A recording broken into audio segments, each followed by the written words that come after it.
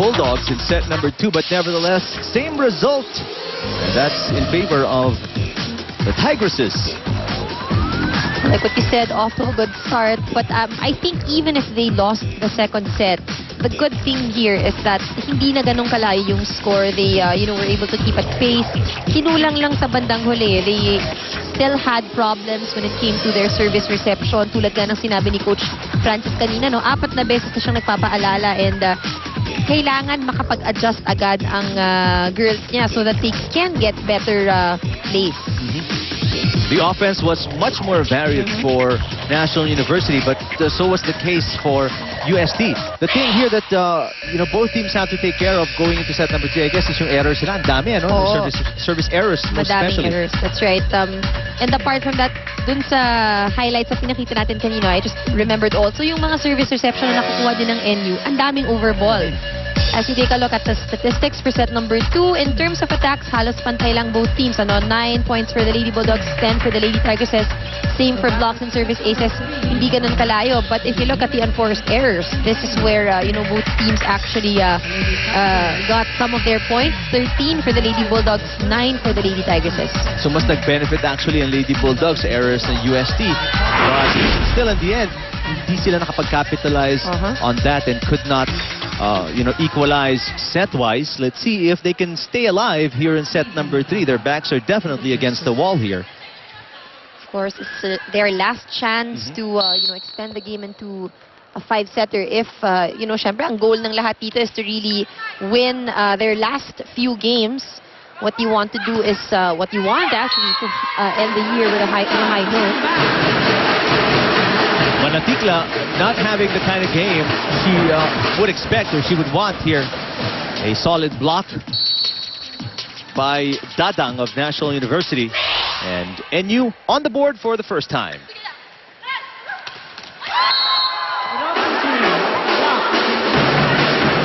Tsuji, though, counters with UST's first point. You'll see, there's still not as much power in her attacks. But what's good is that nakikita mo talagang very aggressive na siyang pumasok in the middle. She's really asking for more sets from Di Makulangan. Saka better yung timing niya ngayon. Better timing also. As Di Makulangan gets ready for serve number 2, let's check in with Tiff Atendido. Yes, Eric. Before this game, I asked Coach Audrey how the girls would be spending their Christmas break. Well, he told me, syempre kailangan mag-practice pa din, hindi pwedeng mag-relax. We cannot afford to get out of shape considering that their first game for the year 2012 will be up against defending champions PLSU.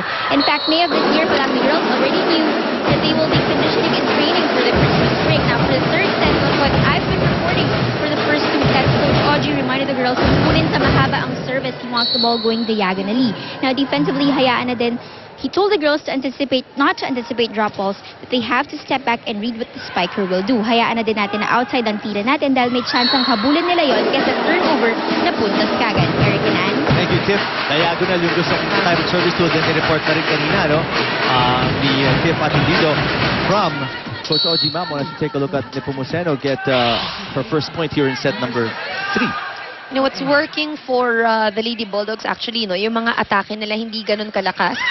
Just really well-placed shots like that last one that Kai Nepomuceno had. 2 straight points for the Lady Bulldogs. We're tied at 3-all.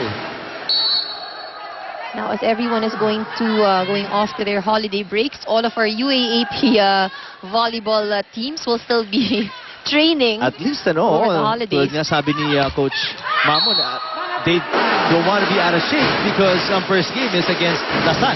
Oh, that's one of the biggest sacrifices na ng mga teams natin. Of course, we see them play here, but behind this, yung training talaga is very tough. A lot of our players are also from the provinces, so some of them might not even, have the luxury to go home kasi kung may training, they would have to stay. Dadang against a 2-lady block against the point para sa NU. The blockers. 4-all.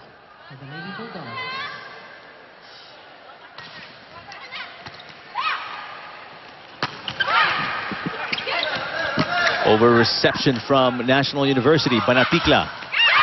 Finally. struggling all throughout this match.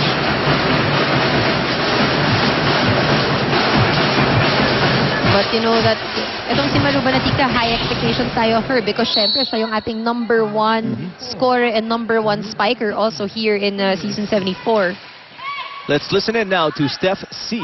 You know what? As long as they apply what they've practiced inside the court, then Coach Francis is satisfied because they're sticking to the system. But right now, what's even more important is for them to maintain composure as well as to follow the game plan no matter what happens. Sabi nga ni Coach Francis, pag maganda yung laro, huwag nyo bibitawan at pag may isang nagkamali, huwag nyo pa rin bibitawan. With that thought in mind, the Lady Bulldogs will attempt to be consistent throughout the game. In addition to that, Coach Francis also emphasized the need to limit service errors and the need to use their heads. He believes that it's not yet over. My third set pa, which is why when they entered the court, the Lady Bulldogs attempted to forget about the last 2 sets as they go all out in this game. Eric and Ann? Thank you, Steph. Indeed, that's true. Ano? Yun ang kailangan mong gawin is really just forget about the last 2 because if you keep that in mind, keep that hanging over your head, may hirapan ka to move forward. That's right. You know, a lot of teams, this has happened before. A lot of teams are good with comebacks.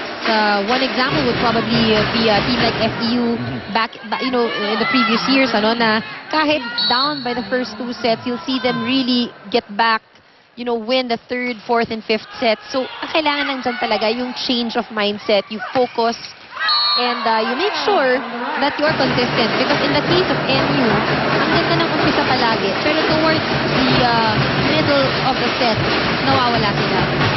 Obviously, that's easier said than done. Yeah. Ano? Nakalimutan mo after you've been punished by the team right in front of you for the last 2 sets.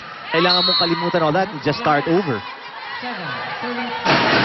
Service error from Caballejo and NU on top by 1, 7-6.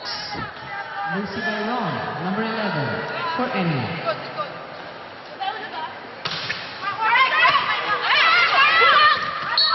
Oh, that's an overreach on the part of Aganon. Clearly, Dimaculangan was attempting to set the ball.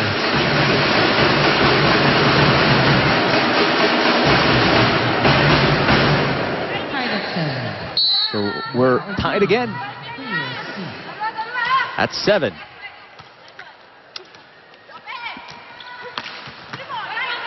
Good defense there by Maru. Reyes. And UST takes us to the first timeout of set number 3, 8-7.